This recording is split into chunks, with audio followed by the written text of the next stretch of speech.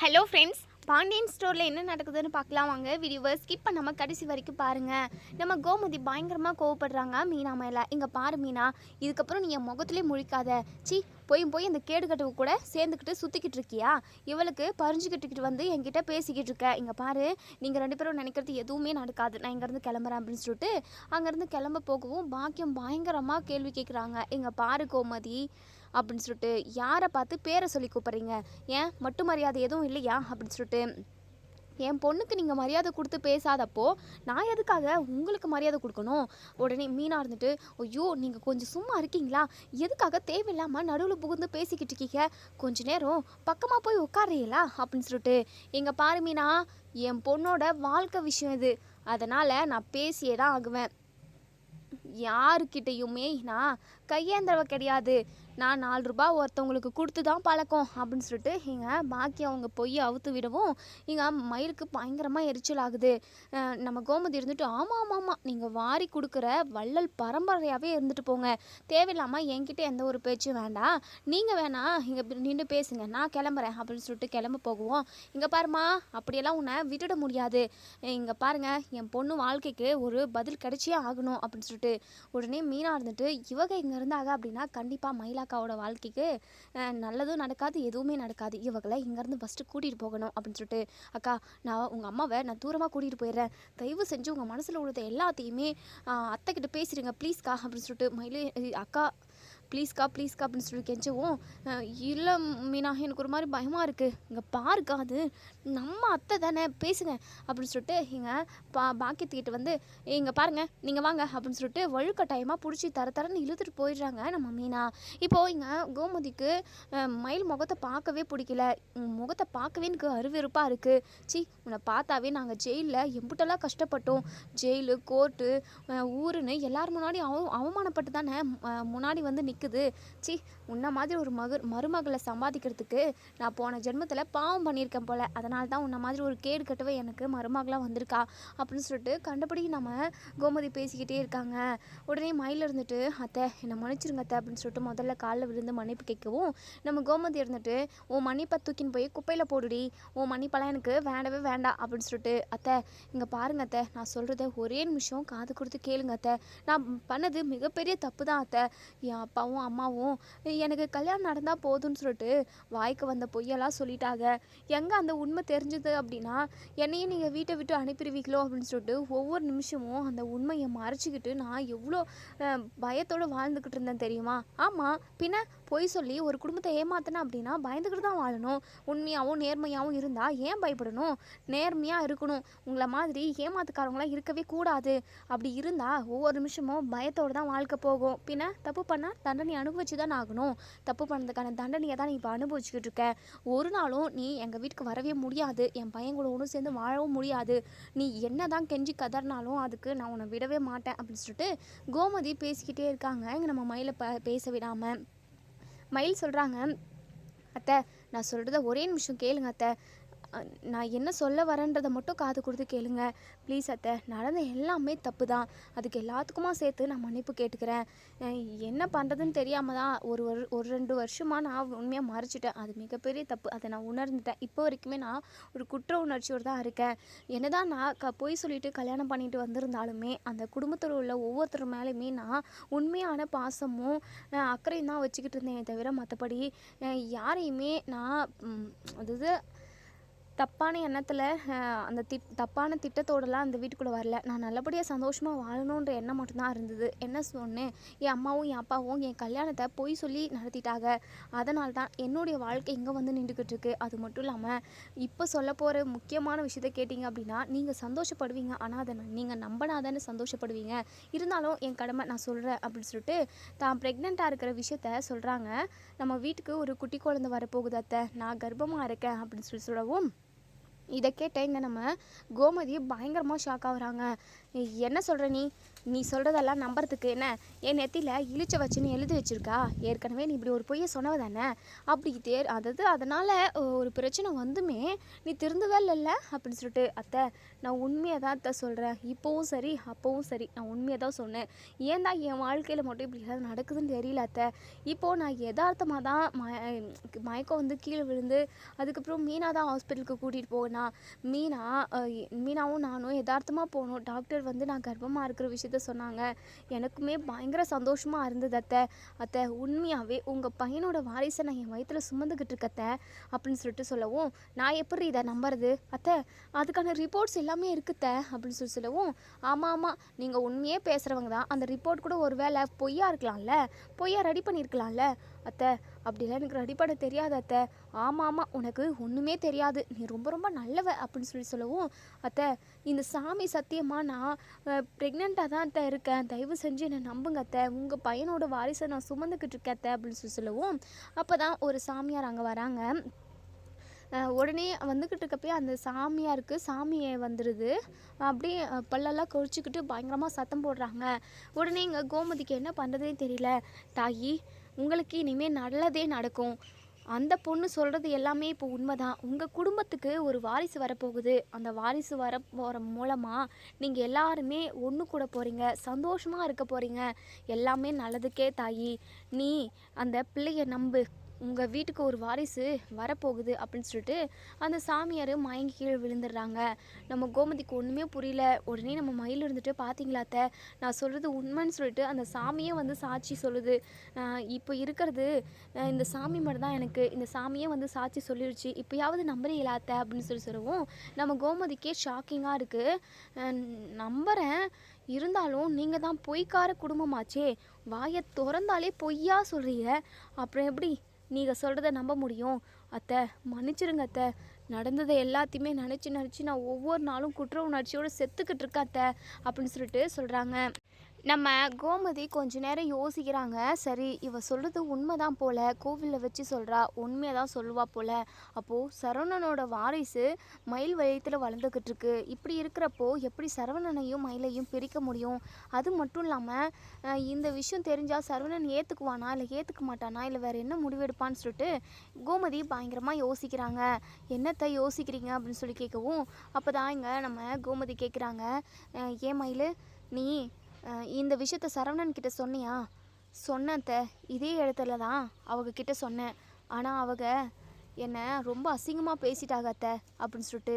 என்னம்மா சொல்கிற அப்படின்னு சொல்லி கேட்கவும், ஆமாம் அத்தை நான் கர்ப்பமாக இல்லவே இல்லை, நீ போய் தான் சொல்கிற அப்படின்னு சொன்னாங்க. ஆமாம் பின்ன நீங்கள் பண்ண வேலைக்கே அவன் அப்படி தான் சொல்லுவான், நானே அப்படி தான் நினச்சேன். இல்லைத்த, அப்படியெல்லாம் சொன்னால் கூட அதை நான் ஏற்றுக்கிட்டு இருந்திருப்பேன் அத்தை. ஏன்னா பொய் சொல்லி நாங்கள் ஏமாற்றணும், உங்களை எல்லாரையுமே ஏமாற்றி உங்களை நிறைய அங்கே அனுபவிக்க வச்சுட்டோம், உங்களை கஷ்டப்படுத்த வச்சுட்டோம், இப்படி எக்கச்சக்கமாக பண்ணிட்டோம், அதெல்லாம் ஓகே தான் அத்தை. ஆனால் உங்கள் பையன் அப்படி மட்டுமா சொன்னாங்க, இன்னும் என்னென்னமோ சொன்னாங்க. இந்த குழந்தை எனதே கிடையாது, இந்த வயிற்றில் வளர்கிற குழந்தைக்கு நான் அப்பா இல்லவே இல்லைன்னு சொல்லிட்டு என்னுடைய நடத்தையை அவமானப்படுத்தி எவ்வளோலாம் கேவலப்படுத்தி பேசணுமோ அந்த அளவுக்கு பேசிடாங்க அத்தை. அப்போது ஒரு முடிவு எடுத்தேன் அத்தை, மீனா கிட்ட கூட நான் கர்ப்பமாக இருக்கிற விஷயத்த வீட்டில் யார்கிட்டையும் சொல்ல வேண்டான்னு சொன்னேன். ஆனால் மீனா தான் மனசு கேட்காம உங்களுக்கு தெரிய வைக்கணும்னு நினச்சா. அது மட்டும் இல்லாமல் குழந்தைக்காக இனிமேல் நம்ம தனியாகவே வாழ்ந்துருவோன்ற முடிவை எடுத்துட்டேன் அத்தை. யார் கால்லையோ கையில் விழுந்து எவ்வளவோ அசிங்கப்பட்டேன் அத்தை, மாமா கூட ஒன்று சேர்ந்து வாழ்ந்துடணும்னு சொல்லிட்டு. இதுக்கப்புறம் நம்ம குழந்தைக்காக வாழ்வோம் அப்படின்ற ஒரு முடிவுக்கு நான் வந்துட்டேன் அத்தை. எப்போவோ உங்ககிட்டலாம் சொல்லணும்னு கூட நான் நினைக்கவே இல்லை, சொன்னால் யாரும் நம்ப மாட்டீங்க அப்படின்னு சொல்லிட்டு நான் அமைதியாக ஆயிட்டேன் அத்தை. இப்போது நீங்கள் கோவிலுக்கு வர்றது கூட எனக்கு சத்தியமாக தெரியாது அத்தை. மீனா தான் சும்மா கோவிலுக்கு கூப்பிட்டா, அதுக்கப்புறம் தான் நான் வந்ததுக்கப்புறம் தான் நீங்கள் வந்திருக்கீங்கிற விஷயமே எனக்கு தெரியும் அத்தை அப்படின்னு சொல்லிட்டு நடந்த எல்லாத்தையுமே இங்கே நம்ம மீனா நம்ம மயில் வந்து கோமதி கிட்ட சொல்கிறாங்க. ஸோ கோமதியுமே பயங்கரமாக யோசிக்கிறாங்க, என்ன பண்ணலாம் அப்படின்னு சொல்லிட்டு. மன்னிச்சிருமா, என்ன என் பையனுக்கு பதிலாக நான் உங்ககிட்ட மன்னிப்பு கேட்குறேன். என்னதான் நீங்கள் பொய் சொல்லி ஏமாத்திருந்தாலுமே உன்னுடைய நடத்தையை பற்றி அவன் தப்பாக பேசியிருக்கக்கூடாது, ஏன்னா நானும் ஒரு பொண்ணு தானே.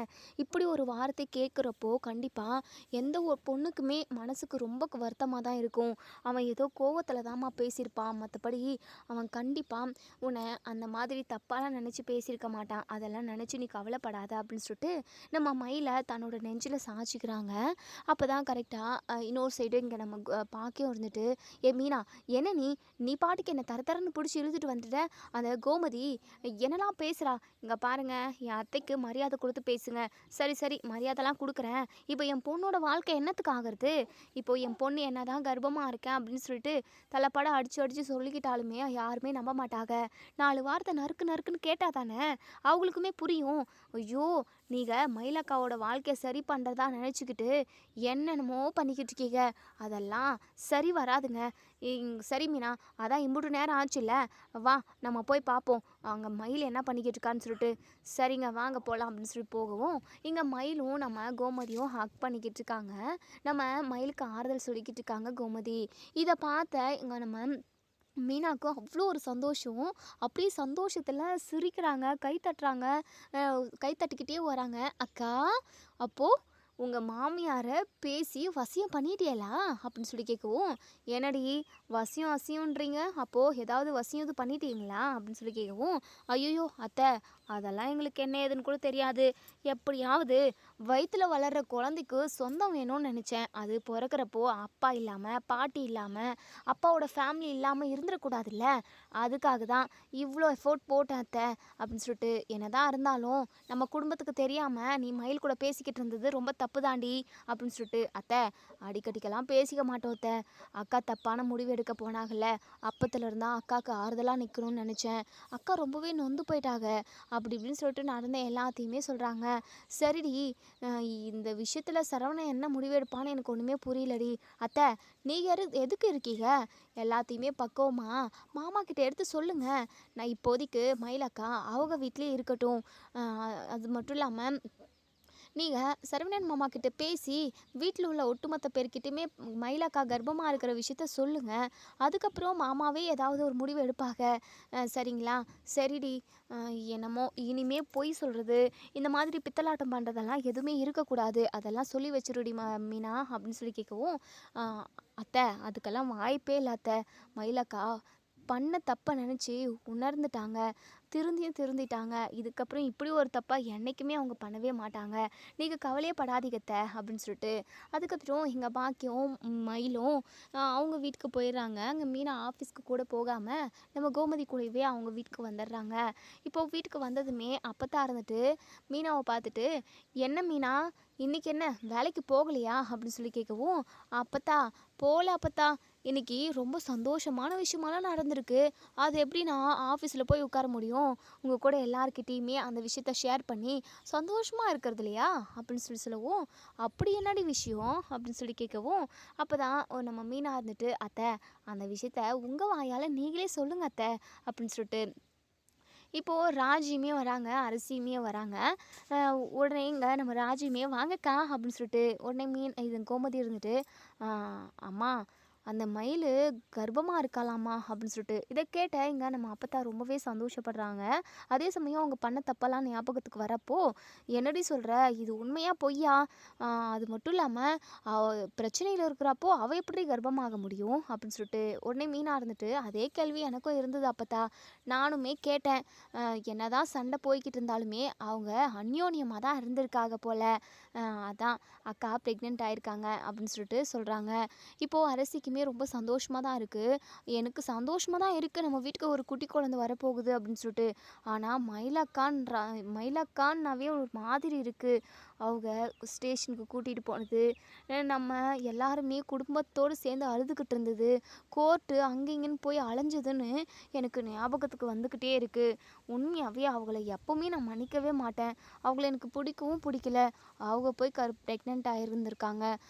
மீனா, நீங்கள் ப்ரெக்னெண்ட்டாக இருந்திருந்தா கூட நான் ரொம்ப சந்தோஷப்பட்டிருப்பேன், வானத்துக்கும் பூமிக்கும் குதிச்சிருந்துருப்பேன் அப்படின்னு சொல்லிட்டு மீனா சொல்கிறாங்க. இங்கே பாரு அரிசிமா, நடந்த எல்லாத்தையுமே ஒரு கெட்ட கனவாக நினச்சி மறந்துடு சரியா? எல்லார் வாழ்க்கையிலுமே பிரச்சனை வரக்கூடியது தான். மயிலக்கா மேலே எந்த தப்புமே இல்லை, மயிலக்காவோட அப்பா அம்மா பண்ணது தான் இது மொத்தமே. சரி, நடந்ததெல்லாம் எதுக்காக பேசிக்கிட்டு, இதுக்கப்புறம் என்ன நடக்குதோ அதை நம்ம பார்ப்போம். இங்கே பாரு அரிசிமா, அதவே நினச்சிக்கிட்டு இருக்காது, ஓகேவா? எல்லாமே மறந்துடுமா அப்படின்னு சொல்லிட்டு சொல்கிறாங்க. சரிங்க அண்ணி அப்படின்னு சொல்லிட்டு இப்போது எங்கள் கோமதிக்குமே ஒரு மாதிரி எப்படி சொல்கிறதுனே, அதாவது ரொம்ப சந்தோஷமாக இருக்காங்க. எவ்வளோ தான் வீட்டில் ஒரு கஷ்டமான சூழ்நிலை போயிருந்தாலுமே ஒரு குழந்த நம்ம வீட்டுக்கு வரப்போகுதுனாவே அது எல்லாருக்குமே ரொம்ப ரொம்ப சந்தோஷமான விஷயம்தான். ஸோ அதை நினச்சி நினச்சி பயங்கரமாக ஹாப்பி ஃபீல் பண்ணுறாங்க.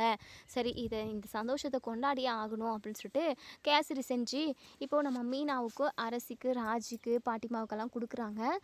உடனே நம்ம மீனா இருந்துட்டு, என்னத்த வீட்டுக்கு பேர குழந்தை வரப்போகுதுன்னொடனே முகத்துல அம்புட்டு சந்தோஷம் இருக்குது, முகம் அப்படியே பிரகாசமாக எரியுது அப்படின்னு சொல்லவும், ஏய் சும்மா இருடி, ஏன் இருக்காத பின்ன, என்னுடைய பேர குழந்தை வரப்போகுது, எனக்கு தாண்டி ரொம்ப சந்தோஷமாக இருக்கும். என்ன ஒன்று, சில கசப்பான விஷயங்கள் நடக்காமல் இருந்திருந்தா ரொம்ப நல்லா இருந்திருக்கும்ல அப்படின்னலாம் சொல்கிறாங்க. சரி விடுங்க அத்தை, அதவே பேசிக்கிட்டு இருந்தா நல்லாவா இருக்குது அப்படின்னு சொல்லிட்டு கொஞ்ச நேரத்துலேயேங்க நம்ம பாண்டியனும் சரவணனும் வீட்டுக்கு வராங்க. உடனே மீனா இருந்துட்டு, அத்தை அங்கே பாருங்க, மாமாவும் சரவணன் மாமாவும் வராங்க, அவங்கக்கிட்ட மெதுவாக விஷயத்த காதில் போடுங்க. அது மட்டும் இல்லாமல் சரவணன் மாமாவுக்குமே மயிலாக்கா எல்லா விஷயத்தையுமே சொல்லிட்டாங்க, அவங்க ஏதோ கோவத்தில் என்னென்னமோ பேசிட்டாங்கன்னு சொல்கிறாங்க. அது மட்டும் இல்லாமல் அத்தை உங்ககிட்ட நான் ஒரு முக்கியமான விஷயம் பேசணும் அத்தை அப்படின்னு சொல்லிட்டு, என்னடி அத்தை, அரசியெல்லாம் இருக்காங்க, வாங்க அத்தை நம்ம கிச்சனுக்கு போய் பேசுவோம் அப்படின்னு சொல்லிட்டு கூட்டிகிட்டு வராங்க. என்னடி அப்படின்னு சொல்லி கேட்கவும், அத்தை அது வந்து சரவணன் மாமா ஏதோ ஒரு பொண்ணு கூட அடிக்கடிக்கு மீட் பண்ணி பேசுகிறாங்க அத்தை. நான் அடிக்கடிக்கு கோவிலுக்கு போகிறப்பெல்லாம் சரவணன் மாமாவும் அந்த பொண்ணும் உட்காந்து ரொம்ப நேரம் பேசுவாங்க. அது மட்டும் இல்லாமல் அங்கே இங்கேன்னு சொல்லிட்டு ஊரெல்லாம் சுற்றுறாங்க போல். ஒருவேளை சரவணன் மாமா இன்னொரு கல்யாண வாழ்க்கைக்குள்ளே போகலான்னு சொல்லிட்டு முடிவெடுத்திருப்பாங்களோ, அதனால தான் மயிலாக்கா கிட்ட கண்டபடி பேசியிருப்பாங்களோ அப்படின்னு சொல்லிட்டு, ஏய் என் பையனை பற்றி தப்பாக பேசாதடி, கண்டிப்பாக என் பையன் அப்படியெல்லாம் யோசிக்கிற ஆளெல்லாம் கிடையவே கிடையாது. நீங்கள் பாரு, தேவையில்லாமல் அதை இதை யோசிச்சுக்கிட்டு இருக்காத அத்தை, சீக்கிரமாக மயிலக்கா விஷயத்த வீட்டில் சொல்லுங்கள், சரவணன் மாமாவும் பாண்டியன் மாமாவும் என்ன சொல்கிறாங்கன்னு பார்ப்போம் அப்படின்னு சொல்லிட்டு, சரி சரி அதை நான் பார்த்துக்கிறேன், நீ வா அப்படின்னு சொல்லிட்டு வெளியே போகிறாங்க. இப்போது இங்கே நம்ம பாண்டியனை பார்த்துட்டு, என்னம்மாம்மா நல்லா இருக்கீங்களா அப்படின்னு சொல்லி கேட்கவும், நல்லா இருக்கேன்ப்பா, நீ எப்போப்பா இங்கே வந்த அப்படின்னு சொல்லி கேட்கவும், காலையிலே வந்துட்டேன் மாமா, என்னப்பா நீ வேலைக்கு போகலையா அப்படின்னு சொல்லி கேட்குறாங்க. அது வந்து அது இன்னைக்கு எனக்கு லீவு மேம்மா. என்னப்பா இன்னைக்கு திடீர்னு உனக்கு லீவு விட்டுருக்காங்க? அவங்க விடலை மாமா, நானே விட்டுட்டேன், சும்மா தான் மாமா அப்படின்னு சொல்லிட்டு, சும்மா சும்மா அடிக்கடிக்கு இப்போலாம் நீ லீவ் போட்டுட்டு உன் மாமியாரை பார்க்குறதுக்காக இந்த வீட்டுக்கு வந்துடுற போல அப்படின்னு சொல்லிட்டு, அதான் மாமா, மாமியாரை பார்க்காம இருக்க முடியலையே, என்ன பண்ணுறது அப்படின்னு சொல்லிட்டு, இன்னும் நீங்கள் அம்மா பொண்ணாக இருந்திருந்தா அம்புடு தான் அப்படின்னு சொல்லிட்டு பேசிக்கிட்டு இருக்காங்க. இப்போது இங்கே நம்ம மீனா இருந்துட்டு, அத்தை சொல்லுங்க அத்தை அப்படின்னு சொல்லிட்டு சைகை பண்ணவும், இருடி கொஞ்சம் பதட்டமாக தானே இருக்குது அப்படி அப்படி இப்படின்னு திக்கி திணறுவோம். உடனே மீனா இருந்துட்டு, இரு அத்தையை நம்மளே போட்டு கொடுத்துருவோம் மாமா, அத்தை உங்ககிட்ட ஏதோ முக்கியமான விஷயம் பேசணுமா அப்படின்னு சொல்லிட்டு, ஐயோ என்ன இவ இப்படி சொல்லிட்டாளே, இன்னும் கொஞ்சம் நேரம் பார்த்து சொல்லிக்கலான்னு பார்த்தா இவ இப்போவே சொல்லி விட்டுட்டா. அது வந்து, டேய் சரவணா என்னடா விஷயம் அப்படின்னு சொல்லி கேட்கவும், இப்போது சரவணன் இருந்துட்டு, அம்மா என்னம்மா விஷயம்? அது வந்துடா சரவணா, இல்லை சரவணா, மயில் கர்வமாக இருக்கிறாளாம், அதுதான் அது விஷயமா தான் உங்ககிட்ட பேசணும்னு நினச்சேன். உடனே இதை கேட்ட பாண்டியன் பயங்கரமாக ஷாக் ஆகுறாங்க. என்னப்பா மீனா, மயில் கர்ப்பமாக இருக்கா? ஆமாம்மாம்மா, அது விஷயமா தான் இன்றைக்கி எங்களுக்கு தகவல் வந்துச்சு. எப்படி, யார் சொன்னது? அது வந்து மாமா, நாங்கள் யதார்த்தமாக கோவிலுக்கு போயிருந்தோமா, நம்ம கோமதி இருந்துட்டு, என்னடி இப்படியெல்லாம் போய் சொல்கிற, அத்தை இருங்க அத்தை நான் பார்த்துக்கிறேன், யதார்த்தமாக கோவிலுக்கு போயிருந்தோமாம்மா, அப்போது மயிலக்கா மயங்கி விழுந்துட்டாங்க. அப்போ நாங்கள் என்னன்னே தெரியாமல் பதட்டமாக இருந்தோமா, அங்கே கோவிலுக்கு ஒரு டாக்டரும் வந்திருந்தாங்க. ஓ, நீங்களும் கோயிலுக்கு போயிருந்தீங்க, மயில் குடும்பத்தில் உள்ளவங்களும் கோயிலுக்கு வந்திருந்தாங்க, மயிலை செக் பண்ணுறதுக்காகவே டாக்டரும் வந்திருந்தாங்களா அப்படின்னு சொல்லி கேட்கவும், அது வந்து மாமா, ஆமாம் மாமா, லேடி டாக்டர் ஏதோ வேண்டுதல் இருக்கான் அதனால் வந்திருக்காங்க போல், மயிலக்காவை செக் பண்ணி பார்த்துட்டு அவங்க ப்ரெக்னெண்ட்டாக இருக்கிறதா அவங்க தான் சொன்னாங்க அப்படின்னு சொல்லிட்டு, இங்கே கோமதி வந்து யோசிக்கிறாங்க, என்ன இவ பிட்டு பிட்டாக போட்டு விடுறா, ஒருவேளை மயில் ப்ரெக்னெண்ட்டாக இருக்கா அப்படின்னு சொல்லி சொன்னதுமே பொய்யா இருக்குமோ அப்படின்னு சொல்லவும், இல்லை அப்படிலாம் இருக்காது, மீனா எப்பவுமே பொய் சொல்ல மாட்டான் அப்படின்னு சொல்லிட்டு, இங்கே நம்ம நம்ம கோமதி வந்து மனசுக்குள்ளேயே நினைக்கிறாங்க. பாண்டியன் இருந்துட்டு, "என்னப்பா சொல்ற? நீ சொல்றது உண்மையாப்பா? அந்த பிள்ளை எதுவுமே நம்ம வீட்டுக்கு வந்து சொல்லவே இல்ல. பிரெக்னென்ட்டா இருக்கிற விஷயத்த சொல்லாம மூடி மறைப்பாங்களா என்ன?" அப்படின்னு சொல்லிட்டு உடனே இங்கே நம்ம சரவணனுக்கு ஒரு மாதிரி பதட்டமாகவும் ஒரு மாதிரி இருக்குது. ஏன்னா நம்ம மயில் ப்ரெக்னெண்ட்டாக இருக்கிற விஷயத்த சொன்னப்போ அவர் கண்டபடி பேசியிருப்பாங்க. ரொம்பவே காயப்படுத்தியிருப்பாங்க. அது எல்லாமே ஞாபகத்துக்கு வருது. இப்படிலாம் பேசியிருக்கக்கூடாது, பண்ணியிருக்கக்கூடாதுன்னு சொல்லிட்டு நம்ம சரவணன் மனசுக்குள்ளேயே நினைக்கிறாங்க. இப்போது இங்கே நம்ம மீனா இருந்துட்டு, மாமா மயிலக்கா கர்ப்பமாக இருக்காங்க, கோர்ட்டில் கேஸ் போய்கிட்டு இருக்கு, இப்போ என்ன முடிவெடுக்கலான்னு இருக்கீங்க மாமா அப்படின்னு சொல்லி கேட்கவும், நம்ம பாண்டியன் பயங்கரமாக யோசிக்கிறாங்க. சரவணா, என்னடா என்னடா இதெல்லாம், இது உண்மையா என்னன்னு தெரியலையே அப்படின்னு சொல்லிட்டு, மாமா டாக்டரே சொல்லியிருக்காங்க, அது எப்படி உண்மை இல்லாமல் போகும் அப்படின்னு சொல்லிட்டு உடனே பாண்டியன் இருந்துட்டு, சரி சரி, இது விஷயமா நம்ம விசாரிப்போம் மாமா. ஒருவேளை மயில் வந்து மயிலக்கா ப்ரெக்னெண்ட்டாக இருக்காங்க அப்படிங்கிற விஷயம் கன்ஃபார்ம் ஆயிடுச்சு அப்படின்னா என்ன மாமா முடிவெடுக்க போறீங்க அப்படின்னு சொல்லி கேட்கவும், வேற என்னப்பா பண்ணுறது, நம்ம குடும்ப வாரிசு அந்த பொண்ணு வயித்துல வளர்ந்துக்கிட்டு இருக்கப்போ நம்ம அந்த பொண்ணை இந்த வீட்டுக்கு கூட்டிகிட்டு வந்து தான் ஆகணும். இதுக்கப்புறம் எந்த பொய்யும் சொல்லக்கூடாது, எந்த தப்பும் பண்ணக்கூடாதுன்னு சொல்லிட்டு நம்ம அட்வைஸ் தான்ப்பா பண்ண முடியும். வேற என்னப்பா பண்ண முடியும்? நம்ம வீட்டு வாரிசு வளர்ந்துக்கிட்டு இருக்கு அப்படின்னா நம்ம விட்டுற முடியுமாப்பா அப்படின்னு சொல்லிட்டு நம்ம பாண்டியன் வந்து சொல்கிறாங்க. இதை கேட்ட மீனாக்கு ரொம்பவே சந்தோஷமாக இருக்குது. அப்பாடி சூப்பர் அப்படின்னு சொல்லிட்டு, சரிப்பா இது விஷயமா உன்னால் விசாரிக்க முடிஞ்சால் விசாரிச்சுட்டு சொல்லுப்பா, இது உண்மையா என்னன்னு சொல்லிட்டு. இல்லை சரவணன் கூட ஒன்று சேரத்துக்காக இந்த வீட்டுக்குள்ளே நுழையிறதுக்காக அவங்க ஏதாவது திட்டம் போடலாம்ல அப்படின்னு சொல்லிட்டு, சரிங்க மாமா, அதை பற்றி நான் டீட்டெயிலாக விசாரிச்சிட்றேன் அப்படின்னு சொல்லிட்டு, சரிப்பா எனக்கு வேலை இருக்குது, அங்கே நான் போகிறேன் அப்படின்னு சொல்லிட்டு கிளம்பி போயிடுறாங்க. இங்கே சரவணன் கிட்ட நம்ம கோமதி வந்து, டே சரவணா, என்னடா மயில் கர்ப்பமாக இருக்கான்னு சொல்லி சொல்கிறாங்க, நீ எதுவுமே இதை பற்றி பேசவே இல்லை. அம்மா, அவள் கர்ப்பமாக இருக்கிற விஷயத்த என்கிட்டே வந்து சொன்னாமா, நான் தான் அவளை ரொம்ப கஷ்டப்படுத்தி காயப்படுத்தி அனுப்பிட்டேன். என்னதான் இருந்தாலும் ஒரு பொண்ணை அப்படி பார்த்து நான் பேசியிருக்க கூடாதுல்ல அப்படின்னு சொல்லிட்டு சரவணன் வருத்தப்படுறாங்க. மீனாக்கு இப்போ நல்லாவே புரியுது. ஏதோ கோவத்தில் தான் மாமா மயிலக்காவை கத்தி விட்டுருக்கார் போல், மற்றபடி மாமா மனசுலையுமே ஒரு ஈரம் இருக்க தான் செய்யுது அப்படின்னு சொல்லிட்டு மனசுக்குள்ளேயே நினைக்கிறாங்க. இப்போது சரவணன் இருந்துட்டு பயங்கரமாக யோசிச்சுக்கிட்டே இருக்கவும், கோமதி இருந்துட்டு, என்னடா சரவணா, என்னடா முடிவெடுக்கலான்னு இருக்க, கோர்ட்டில் வேறு கேஸ் போய்கிட்டு இருக்கு, அவள் வேறு ப்ரெக்னெண்ட்டாக இருக்கா, என்னடா செய்யலான்னு இருக்க அப்படின்னு சொல்லி கேட்கவும், எனக்கு என்ன பண்ணுறதுனே தெரியலம்மா இந்த விஷயத்தில். மயில் மாதிரி ஒரு பொய்க்காரி கூட ஒன்று சேர்ந்து வாழவே கூடாதுன்ற ஒரு முடிவில் தான் இருந்தேன். இப்போது கர்ப்பம் அது இதுன்னு சொல்கிறாங்க, இது விஷயமா என்ன பண்ணுறதுனே எனக்கு ஒன்றுமே புரியல அப்படின்னு சொல்லவும், இங்கே பாருடா, ஏதோ நடந்தது நடந்து முடிஞ்சிருச்சு, அதை பற்றி யோசிச்சு ஒரு பிரயோஜனம் இல்லை. இதுக்கப்புறம் எல்லாமே சரியாக நடக்கணும், நல்லா இருக்கணும் அப்படின்னு நம்ம நினைப்போம். நம்ம வீட்டு வாரிசு அவள் வயித்துல வளர்ந்துக்கிட்டு இருக்கப்போ அவளை விவாகரத்து பண்ண முடியாதுப்பா. நம்ம பேசாமல் மயிலை மன்னிச்சு ஏற்றுப்போம், இதுக்கப்புறம் எந்த தப்பும் நடக்காத அளவுக்கு நம்ம பார்த்துப்போம்ப்பா அப்படின்னு சொல்லிட்டு இங்கே நம்ம கோமதி வந்து சொல்கிறாங்க. நான் எதுவாக இருந்தாலும் யோசிச்சு சொல்கிறேம்மா அப்படின்னு சொல்லிட்டு நம்ம சரவணன் அங்கேருந்து போயிடுறாங்க. இங்கே மீனா இருந்துட்டு, என்னத்த ஏதோ யோசிச்சு சொல்கிறேன்னு சொல்லிட்டு மாமா போயிட்டாங்க, ஒருவேளை மயிலக்கா வேண்டாம் குழந்தையும் வேண்டான்னு சொல்லிடுவாங்களோ அப்படின்னு சொல்லிட்டு உடனே இங்கே கோமதி குறுகுறுன்னு பார்க்குறாங்க.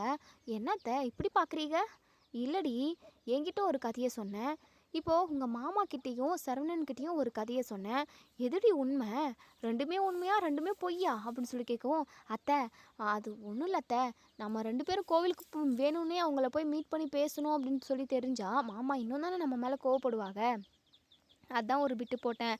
ஆனால் உண்மையாகவே மயிலக்கா கர்ப்பமாக தான் இருக்காங்க, நீங்கள் எதுவும் வரி பண்ணிக்காதீங்க, நான் எதுக்காகடி ஒரி சொரியெல்லாம் பண்ணிக்கிறேன், அதெல்லாம் நான் ஒன்றும் பண்ணிக்க போகிறதில்ல. என்னமோ இனிமேல் நடக்கிறது எல்லாமே நல்லதே நடக்கணும், அந்த கடவுளே வந்து மயிலுக்கு ஆதரவாக சாட்சி சொன்னதுனால மட்டும்தான் நான் அதை நம்பினேன், இல்லைனா அவளை நான் நம்பியிருக்கவே மாட்டேன். ஏன்னா அவங்களாம் நம்பக்கூடிய மாதிரி பண்ணுறாங்க, ஒவ்வொரு விஷயம் பற்றியும், நகை விஷயத்தில், பணம் விஷயத்தில், வயசு விஷயம், படிப்பு விஷயம்னு இப்படி முக்கியமான விஷயத்துலேயே இப்படி போய் சொல்லியிருக்காங்களேடி. 2 வருஷமாக நம்ம வீட்டுக்குள்ளேயே இருந்துக்கிட்டு நம்ம ஒட்டுமொத்த பேர்லையுமே கண்ணில் மண்ணை தூவியிருக்காங்களே, அவங்க எவ்வளோ பெரிய சுயநலவாதிகளாக இருப்பாங்க. அவங்களோட செயல் நல்லா அதாவது அவங்களோட விஷயம் அவங்களோட காரியம் நல்லபடியாக நடக்கணுன்றதுக்காக ஒரு குடும்பத்தவே முட்டாளாக்கி வச்சுருந்துருக்காங்க அப்படின்னு சொல்லிட்டு இங்கே நம்ம கோமதி சொல்லவும், அத்தை இதெல்லாம் விட்டுருங்க அத்தை, எதுக்காக அது இதுன்னு பேசிக்கிட்டு வேண்டாம் அத்தை அப்படின்னு சொல்லவும், இல்லடி இதெல்லாம் கண்டிப்பாக என்னால் சீக்கிரமாக மறக்கவே முடியாது. இருந்தாலும் அவளை காப்பாற்றுறதுக்காக அந்த கடவுள் ஒரு குழந்தைய கொடுத்துருக்காருல்ல, அதுதான் இதில் பாயிண்ட்டே. அவளை மாதிரி ஆளுங்களுக்குமே கடவுள் துணையாக தான் இருக்காருல்ல. அத்தை விடுங்க அத்தை, மயிலக்கா ரொம்ப கெட்டவங்கலாம் கிடையாது. ஏதோ அவங்க அப்பா அம்மாவால் பொய் சொல்ல வேண்டிய சுச்சுவேஷன் ஆகிப்போச்சு. குடும்பத்துக்காகவும் அப்பா அம்மாக்காகவும் தங்கச்சிக்காகவும் அவங்க அப்படி ஒரு முடிவு எடுக்க வேண்டியதாக போச்சு. அதவே பேசிக்கிட்டு ஒரு பிரயோஜனமும் இல்லை அப்படின்னு சொல்லிட்டு இன்னொரு சைடு இங்கே நம்ம சரவணன் அஞ்சலியை கோவிலுக்கு வர சொல்லி அஞ்சலிக்கிட்ட விஷயத்த சொல்கிறாங்க. இப்படி என் வீட்டில் உள்ள எல்லாருக்குமே மயில் கர்ப்பமாக இருக்கிற விஷயம் தெரிஞ்சு போச்சு. இது விஷயமா என்ன முடிவு எடுக்கிற அப்படின்னு சொல்லிட்டு என் அம்மாவும் அப்பாவும் கேட்குறாங்க. அஞ்சலி எனக்கு என்ன முடிவு எடுக்கிறதுனே தெரியல. அவள் கூட திரும்பவும் ஒன்று சேர்ந்து வாழ்ந்துடவே கூடாது, அவள் முகத்தில் முழிச்சிடவே கூடாதுன்றதுல நான் ரொம்ப உறுதியாக இருந்தேன். ஆனால் கடைசியில் இப்படி ஆகிப்போச்சு. அவள் முகத்தில் முழிக்க வேண்டிய மாதிரியான ஒரு சூழ்நிலையை அந்த கடவுளை எனக்கு உருவாக்கி கொடுத்துட்டாரே அப்படின்னு சொல்லிட்டு இங்கே நம்ம சரவணன் ரொம்பவே ஃபீல் பண்ணி சொல்லிக்கிட்டு இருக்காங்க. இங்கே பாரு சரவணா, வாழ்க்கைனா சில பிரச்சனைகள் இருக்க தான் செய்யும். அதுக்காக வாழ்க்கையே வேண்டான்னு தூக்கி போட்டுட்டு போக முடியாது இல்லையா? உங்களுக்காக ஒரு குழந்தை வரப்போகுது. அந்த குழந்தையோட எதிர்காலத்துக்காக நீங்கள் 2 பேரும் ஒன்று சேர்ந்து தான் வாழ்ந்தாகணும். கண்டிப்பாக இனிமேல் அவங்க எந்த தப்பும் பண்ண மாட்டாங்கன்னு தான் எனக்கு தோணிக்கிட்டே இருக்குது. இங்கே பாரு சரவணா, வாழ்க்கையை பாதியிலே அழிச்சிக்காத சரவணா. வாழ்க்கையை வாழணும், சந்தோஷமாக வாழணும். ஒரு சில கசப்பான விஷயங்கள் வாழ்க்கையில் நடக்க தான் செய்யுது. அதுக்காக நம்ம என்ன பண்ண முடியும்? எல்லாத்தையுமே கடந்து எதிர்த்து வாழ்ந்து தான் ஆகணும். சரவணா, நீ சந்தோஷமாக இருப்ப. கண்டிப்பாக உன் நல்ல மனசுக்கு நீ நல்லா இருப்ப சரவணா. நீ கவலைப்படாத சரியா அப்படின்னு சொல்லிட்டு இங்கே நம்ம சரவணனுக்கு அஞ்சலி புத்திமதி சொல்கிறாங்க. அது மட்டும் இல்லாமல் அஞ்சலி ரொம்ப நல்லவங்களாக தான் இருக்காங்க. ஸோ அதாவது என்னென்னா அஞ்சலி நினச்சிருந்தா சரவணன் இருக்கிற சுச்சுவேஷனுக்கு அவங்களோட மனசை மாற்றி சரவணனும் அஞ்சலியும் கல்யாணம் பண்ணிக்கிற மாதிரி கூட அவங்க கொண்டு வந்திருக்கலாம். ஆனால் அவங்க அப்படி நினைக்கல. ஒரு பொண்ணோட வாழ்க்கையை நம்ம கெடுக்கக்கூடாது அப்படின்னு சொல்லிட்டு தான் நினச்சிருக்காங்க. உண்மையாகவே இந்த விதத்தில் நம்ம அஞ்சலியை பாராட்ட தான் செய்யணும். ஸோ க்யூட்டுன்னு தான் சொல்லணும். ஸோ அதே சமயம் சரவணன் சந்தோஷமாக இருக்கணும். எந்த ஒரு கஷ்டத்துலையுமே நான் கூட ஒரு ஃப்ரெண்டாக நிற்பேன் அப்படின்ற மாதிரி தான் நம்ம அஞ்சலி சொல்கிறாங்க. உண்மையாகவே ரொம்ப ரொம்ப கிரேட் தான். சரி, இப்போ அஞ்சலி அட்வைஸ் பண்ணதுக்கப்புறம் நம்ம சரவணன் என்ன மாதிரியான முடிவு எடுப்பார் மயில் விஷயத்தில் அப்படின்றத நம்ம வெயிட் பண்ணி பார்ப்போம். ஃப்ரெண்ட்ஸ், வீடியோ பிடிச்சிருந்தா லைக் பண்ணி கமெண்ட் பண்ணி தெரிவிங்க. தேங்க்யூ.